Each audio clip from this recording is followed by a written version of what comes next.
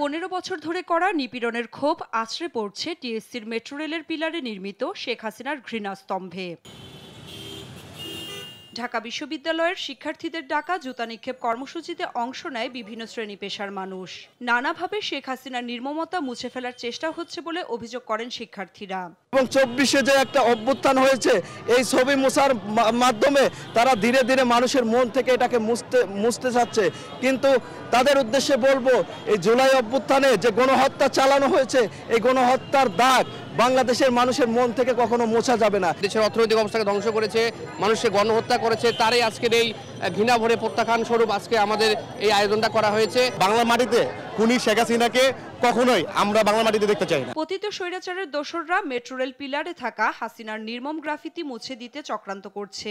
এ কাজে বিশ্ববিদ্যালয়ের প্রশাসন দায়িত্বশীল আচরণ করেনি বলে অভিযোগ ছাত্রনেতাদের।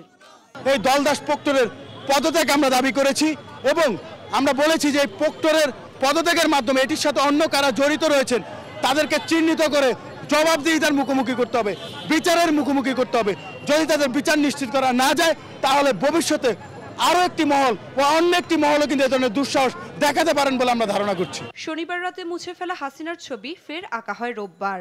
জুলাই অভ্যুত্থানের স্মৃতি ধরে রাখতে সরকারকেই কঠোর হওয়ার আহ্বান জানান সাধারণ মানুষ। অন্তর্বর্তীকালীন সরকার যথেষ্ট চেষ্টা করছে, তারপরেও পূর্ণাঙ্গভাবে ব্যবস্থা নিতে পারি না এখনো।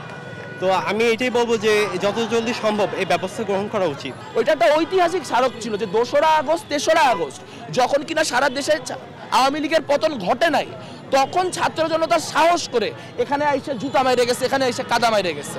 তা সেই যে সাহসের স্মারক, একটা জীবন্ত স্মারক, সেই স্মারকটাকে তো হত্যা করা হলো। এখনো পতিত স্বৈরাচার দোসরদের বিচার না হওয়ায় বারবার অভ্যুত্থানকে মুছে ফেলার চেষ্টা হচ্ছে বলে অভিযোগ ছাত্র জনতার।